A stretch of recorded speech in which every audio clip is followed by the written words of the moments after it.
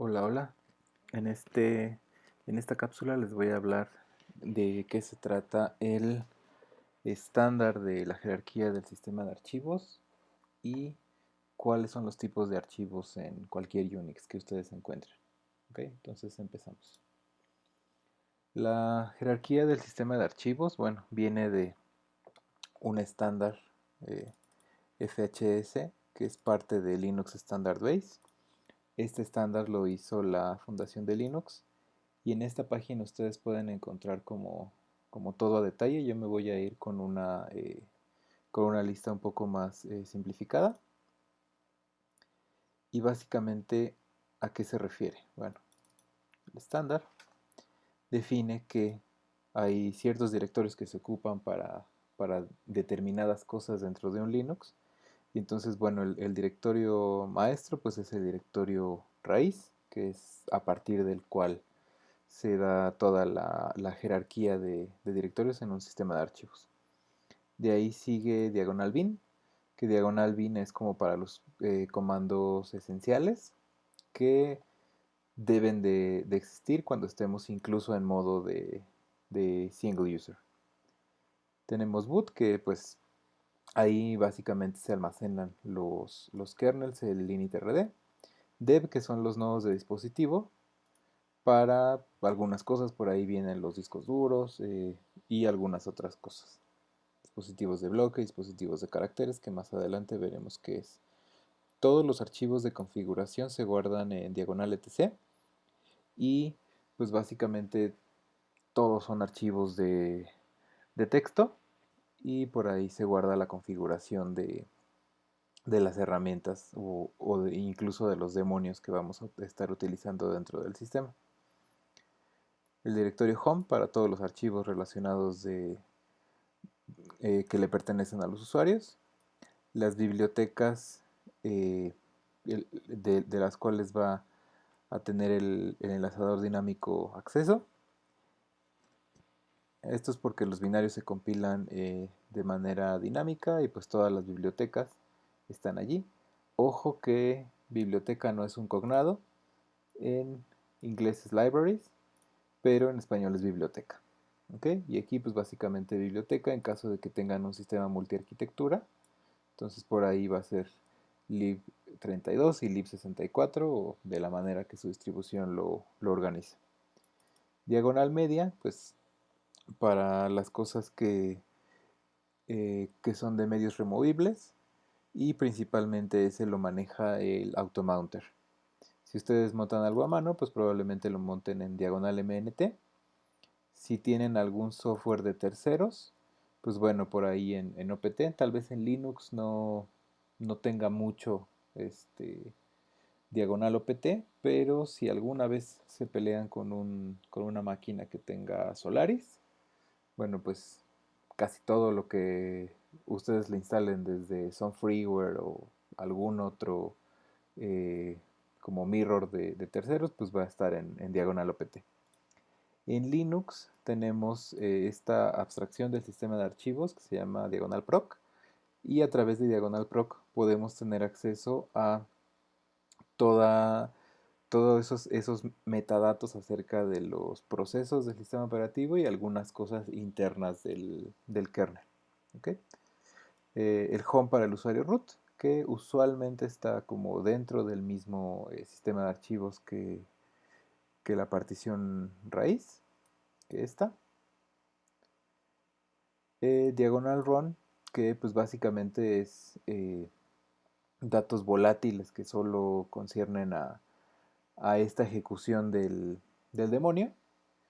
Y pues este es como un directorio un poco más nuevo y pues comúnmente no persiste en el sistema de archivos, sino que se monta en un sistema de archivos TMPFS, que eso se va a RAM, porque pues estos archivos cuando el demonio se detiene o algo así los va a sobreescribir y cuando el demonio no está corriendo no tiene caso que exista. Los binarios esenciales para el superusuario, por eso es diagonal SBIN, y pues básicamente con estos el superusuario puede hacer algún tipo de diagnóstico. Estos binarios requieren un, un esquema de privilegios más elevado, por eso son para el superusuario. Por ejemplo, revisar el sistema de archivos, diagonal sbin, diagonal init, que lo veremos más adelante, que es como el primer proceso que se ejecuta ya cuando está el kernel, manejar las rutas del sistema operativo, la configuración de las interfaces del sistema operativo y algunas otras cosas. Diagonal srv, pues aquí para algunos demonios como de TFTP, eh, o de inicio por PXE o tal vez incluso NFS, guardan aquí sus archivos. Diagonal sys es otra abstracción del kernel Linux que nos permite tener acceso a los parámetros que se pueden cambiar dentro del sistema y a información de algunas cosas ya internas dentro de las características del kernel que estamos utilizando nosotros. El directorio temporal, que bueno, pues es básicamente donde pueden escribir algún archivo que necesite para tal vez para pasar datos entre un programa y otro, o de manera, como su nombre lo indica, temporal entre la misma ejecución de algún programa. ¿Okay? A este directorio tienen permisos de escritura a todos los usuarios. Pues ya cuando veamos la parte de permisos del sistema de archivos, pues ya veremos cómo es que se restringe que tú escribas un archivo en TMP y que alguien más no lo pueda borrar. Diagonal USR, aquí está como la mayoría de las cosas que nosotros instalamos y ejecutamos, que es pues básicamente todo lo que a veces se le llama alternate root, que básicamente es todo el software que nosotros instalamos, primordialmente bajo paquetes, pero podemos tener algún software que hayamos compilado y ponerlo ahí o en algún otro directorio. Entonces, los binarios que nosotros hayamos ejecutado, que son requeridos para actividades normales, pero no cuando estamos en modo de mantenimiento de single user. Usualmente cuando jalamos las cabeceras de algún lado se van a jalar de user include, todos los archivos .h.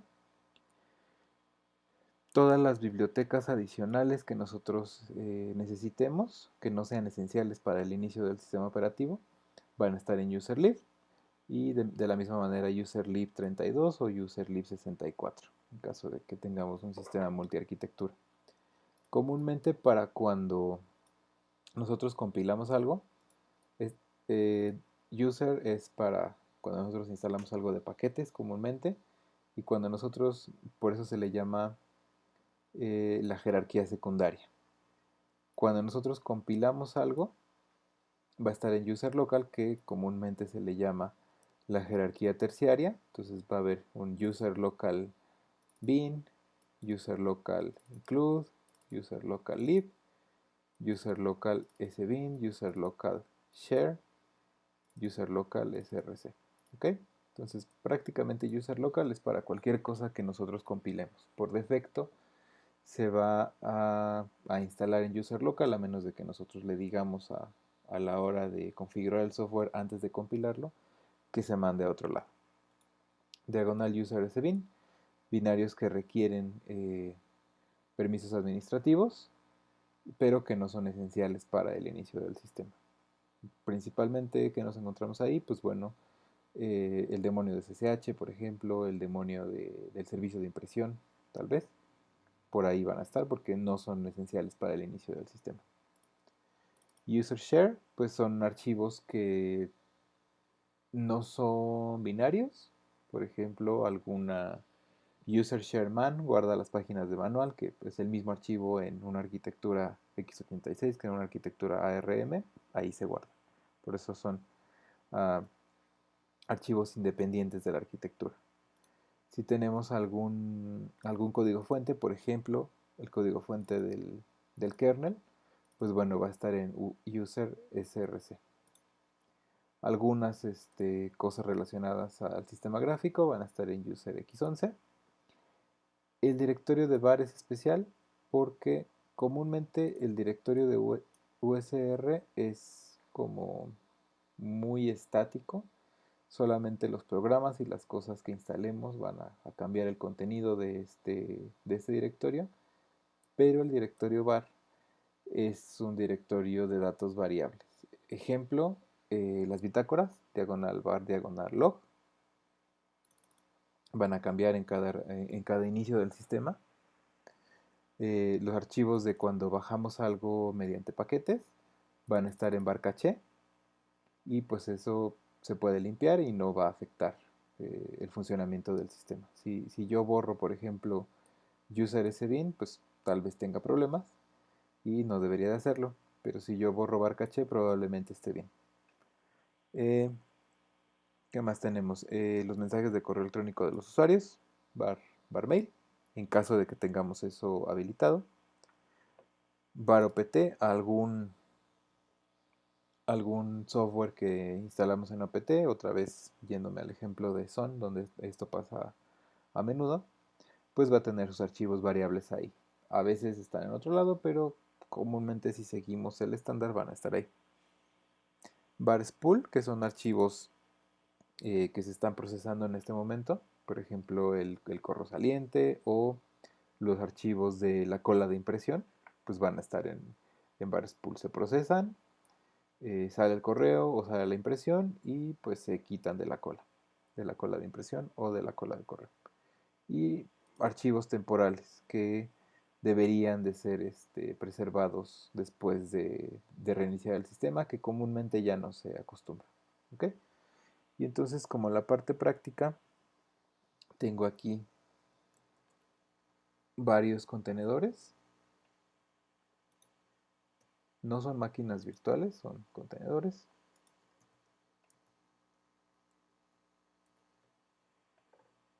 Este es un Debian 10, que es la versión estable. Este es un CentOS 8, que también es la versión estable de CentOS. Estoy utilizando este programita. Se llama Ncourses Disk Usage.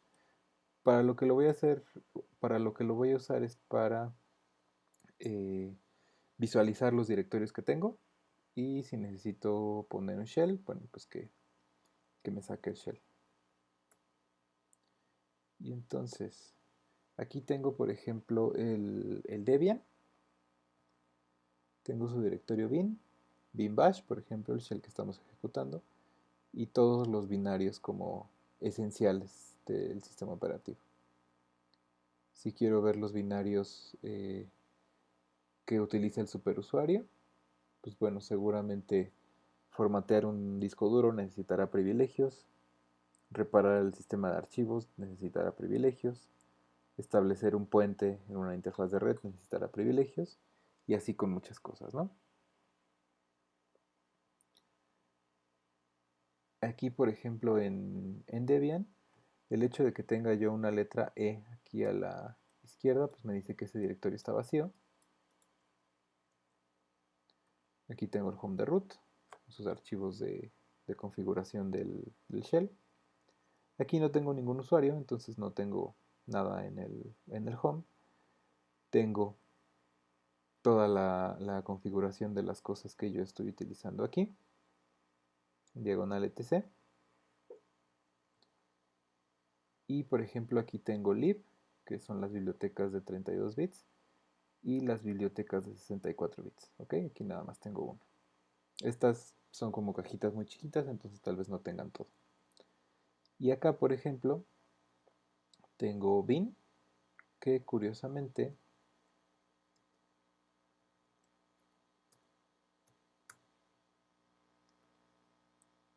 es una liga simbólica. Voy a hacer el comparativo con Debian.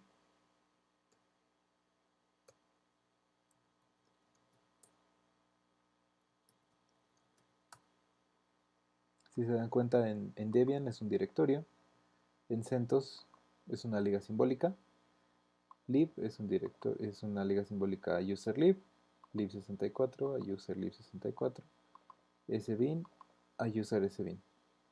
Ahí pues es básicamente cómo es que lo maneja internamente CentOS, pero pues no hay ningún problema. ¿Okay? El hecho de que les aparezca este pequeño símbolo de arroba a la izquierda significa que es una liga simbólica, ¿ok? Entonces, por ejemplo, si se dan cuenta aquí, user, bin, y ahí están todos los comandos. Así lo maneja CentOS y Red Hat. Aquí en lib, bueno, ahí están todas las bibliotecas, las esenciales y las no esenciales. Lib64 igual, las esenciales y las no esenciales. En user share, pues ahí están como varias cosas de, por ejemplo, las páginas de man, que este sí tiene el man instalado. Entonces aquí vienen todas las páginas de man. ¿Okay? En diagonal bar, este por ejemplo es CentOS, este es Debian. El contenido de los directorios es diferente. Aquí no tengo var DM, por ejemplo. Aquí sí, aunque ahorita es un directorio vacío. Tengo var caché DNF, porque pues ahí le instalé algunas cosas con ese administrador de paquetes. Y aquí en Debian tengo var caché apt, porque apt es el gestor de paquetes de Debian.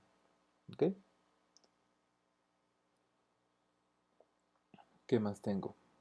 Barlib y pues básicamente la configuración persistente de las cosas que yo tengo aquí configuradas, que pues en Debian tengo algunas cosas incluyendo apt, y en CentOS tengo por ejemplo Network Manager, incluso esta cajita que sea incluso esta cajita que es una versión como muy pequeña del sistema operativo, ya tienen Network Manager. Aquí tengo DNF y RPM y acá tengo apt. ¿Ok? ¿Qué más tengo? Las bitácoras del sistema también cambian los nombres.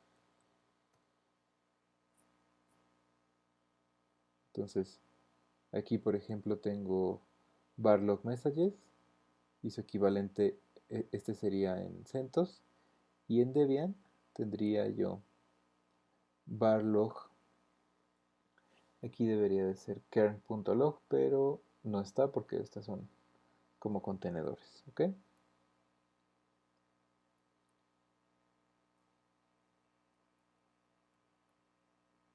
¿Qué más tengo?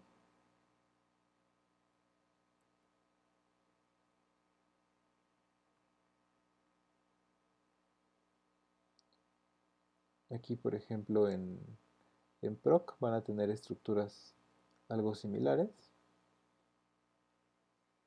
Ya veremos un poco más a detalle esto cuando lleguemos a la parte de procesos.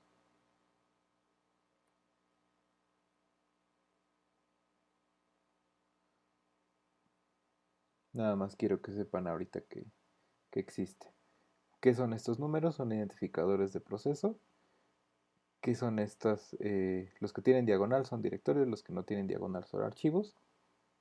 Pues son cosas internas que podemos revisar del kernel. En sys viene más organizado por subsistema del kernel. Aquí ya se van apareciendo.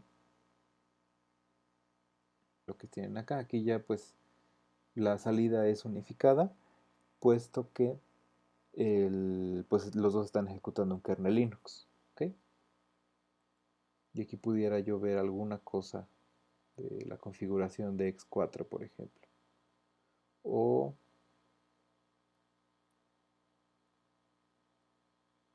puedo ver qué dispositivos de bloque tengo, por ejemplo. En diagonal dev, pues puedo ver los dispositivos que tengo. Y creo que ya no me faltó ningún directorio. La historia de esto fue que, bueno, estaba como en un borrador. Imagínense desde qué fecha, desde el 94. Y la versión que nosotros que estamos manejando nosotros, pues es la versión 3.0 que es de 2015, ¿sale?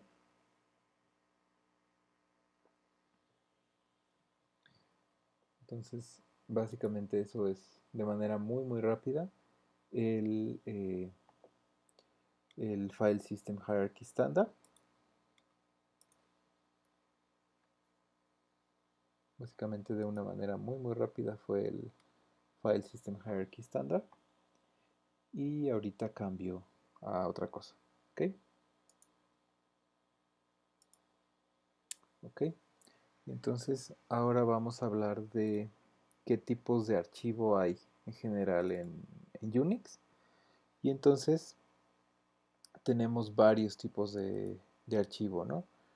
Que es básicamente el archivo normal, el directorio, la liga simbólica, la ligadura, que no es un tipo de archivo, eso, la semántica de eso es diferente, los FIFOs o namepipe, los sockets de dominio de Unix y el dispositivo tanto de bloques como de caracteres, ¿ok? Entonces voy a empezar en el Linux que yo tengo aquí físico. Ok, y aquí tengo una lista de los tipos de archivos. El archivo normal, que pues es cualquier archivo, ya sea de texto o binario que tengamos nosotros. El directorio, que pues puede ser cualquier carpeta. La liga simbólica, que es un archivo cuyo contenido, por ejemplo, diagonal dev, diagonal fd, contiene esta cadena, diagonal proc, diagonal self, diagonal fd, y está apuntando hacia el archivo. Entonces, cuando yo hago cat, por ejemplo, o cuando yo veo esta liga, este primer nombre, pues automáticamente el kernel ya sabe que me tiene que dar el contenido de este otro archivo, ¿ok? Entonces esas son las ligas simbólicas. En el caso del FIFO, bueno, pues en este archivo se maneja una estructura de una cola, un QI, donde básicamente cualquier cosa que yo le meta a ese archivo, si le digo echo hola, y después le digo echo ¿cómo estás? Después le digo echo yo estoy bien, ¿y tú? Así como le fui metiendo esas tres cosas, cuando yo las lea, primero va a salir hola, después va a salir ¿cómo estás? Y después va a salir yo estoy bien, ¿y tú? Porque pues es una estructura de una cola, que es un first in, first out. Tengo el socket de dominio de Unix, que pues también se utiliza para comunicación entre procesos. Y pues básicamente esto nos permite hacer como programillas cliente-servidor. Uno de los cuales pues muy famosillo en estos tiempos pues es Docker. Entonces se abre un solo socket o el demonio abre un solo socket y cada cliente que se conecta a ese socket pues es atendido por ya sea otro proceso u otro demonio subordinado de quien abrió este socket. Eso lo vamos a ver más adelante en el curso.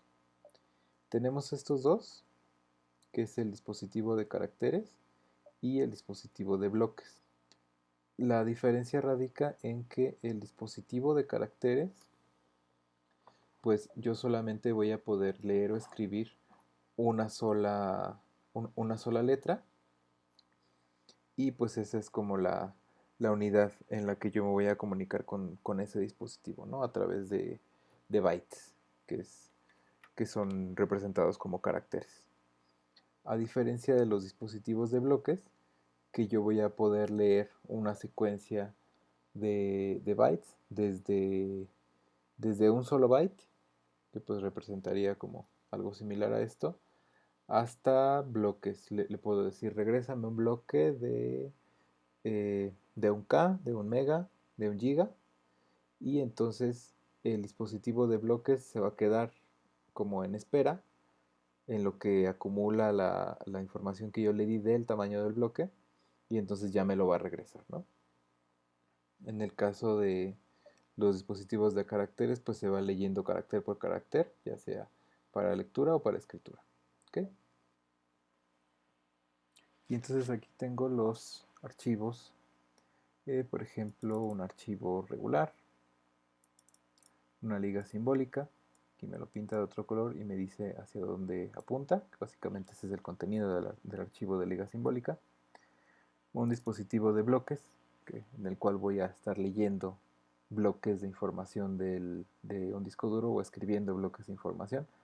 ¿Cuál es el bloque de información? Por lo menos en los discos duros que yo conozco, pues el bloque mínimo es de 512 bytes.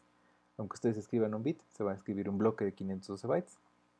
Pueden ustedes escribir bloques más grandes, pueden ustedes leer bloques más grandes, pero lo mínimo es 512 bytes.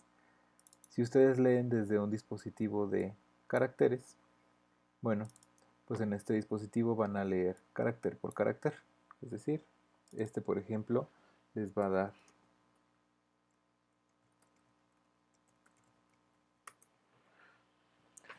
dar puros ceros. Cada vez que lo lean les va a dar el cero binario, que es 0x00. Perdón, def0. Y def0 les va a dar el carácter de fin de archivo. ¿Okay? Home, pues que es un directorio. Que está asociado al demonio de Docker, pues básicamente es para una estructura cliente-servidor, donde se levanta un proceso servidor que crea este socket y cada cliente que se conecta a ese archivo de socket va a ser atendido por un demonio que va a procesar su información y pues le va a asignar un proceso para que lo atienda, ya sea un proceso o un hilo. Y el archivo de pipe, bueno, pues si ustedes conforme se le escriban las cosas, se le denomina tubería. Entonces yo escribo una cosa en el pipe y en el mismo orden en el que yo las voy escribiendo se van a leer, ¿sale? Es una estructura first in, first out, que sería ¿ok? Entonces con eso concluyo la parte de los archivos. Acuérdense que vimos la parte de la jerarquía del sistema de archivos. ¿Para qué me sirve cada uno de estos directorios?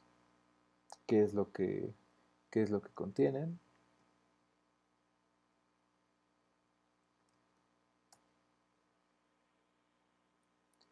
Y entonces después vimos esta tabla que básicamente nos dice el tipo de archivo y les expliqué más o menos de qué función tiene cada uno.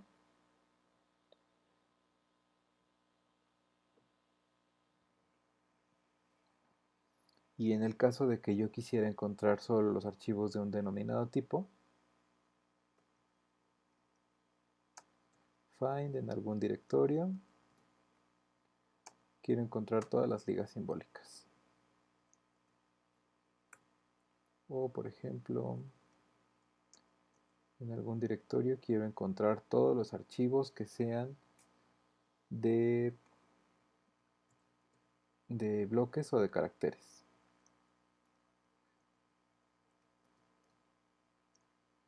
Menos type block o menos type C, que les dé un ls. O por ejemplo, todos los archivos que no sean directorios, bueno, que no sean archivos regulares, que tampoco sean directorios y que tampoco sean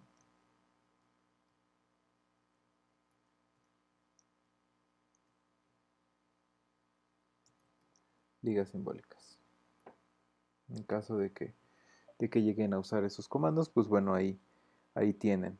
Encuéntrame solo las ligas simbólicas, los archivos que sean de bloque o de carácter, y encuéntrame cualquier archivo que no sea un archivo regular, un archivo de directorio y un archivo de liga simbólica. Este último que me encontraría, pues me encontraría FIFOs, me encontraría sockets, me encontraría dispositivos de bloques y dispositivos de caracteres. ¿Ok? Entonces, Bueno, pues con eso sería todo y espero se la pasen bien y ya saben que nos vemos hasta la próxima. Adiós.